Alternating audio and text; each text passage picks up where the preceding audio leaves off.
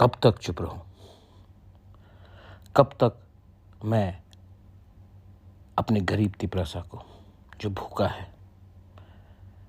जो आज जिसके पास नौकरी नहीं है, यूथ जिसके पास जिंदगी है लेकिन एक फ्यूचर नहीं है, क्या जवाब देंगे हम इनको कि हम भी स्वार्थी निकले, हम भी वैसे ही निकले जिसने सपोर्ट तो लिया तिपरासा का, एक गरीब जनता का, और आखिर में हमने वही किया जो दूसरे पार्टी करते हैं। गांव में बलात्कार हो रहा है, नौकरी नहीं है, मलेरिया से लोग मरते हैं, डॉक्टर नहीं है, रास्ता टूटा हुआ है, कॉन्ट्रैक्टर्स पैसा खा लेते हैं, मंत्रीज, इलेक्टेड लीडर्स पैसा खाते हैं, और तिपरासा का वही कंडीशन है।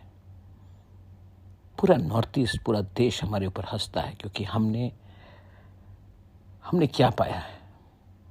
हमें पावर चाहिए कि राइट्स चाहिए? अगर राइट्स चाहिए तो पावर बाद में आएगा ही, लेकिन अगर आज अपनी पावर के लिए अपने राइट्स को आप बेच देंगे, छोड़ देंगे, तो कुछ नहीं मिलेगा। हम इतने सेल्फिश कैसे हो गए? ये सवाल मुझे दिल से खनखाता है। क्या हो गया है हमें? मरने के बाद ऊपर वाले को तो आपको जवाब देना पड़ेगा।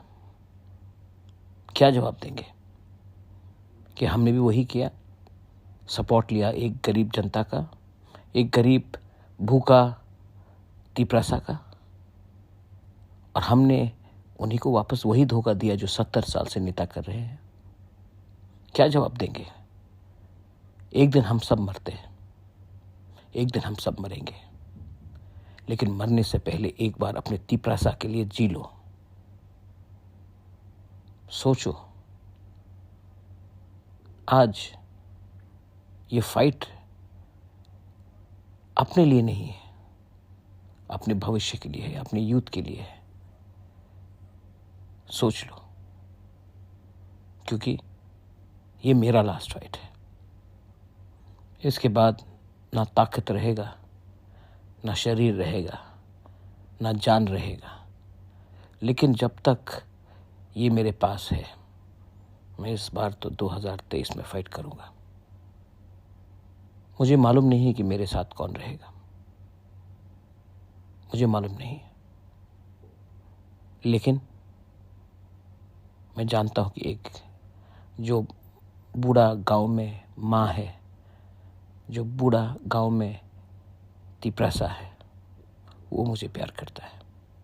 यूथ है जो आशा करता है कि ये प्रद्योत मानिक कुछ न कुछ तो करेगा।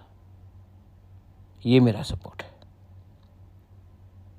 मैं जानता नहीं हूं क्या होगा, लेकिन मैं ये जानता हूं कि मैं तिपरासा को धोखा नहीं दे सकता।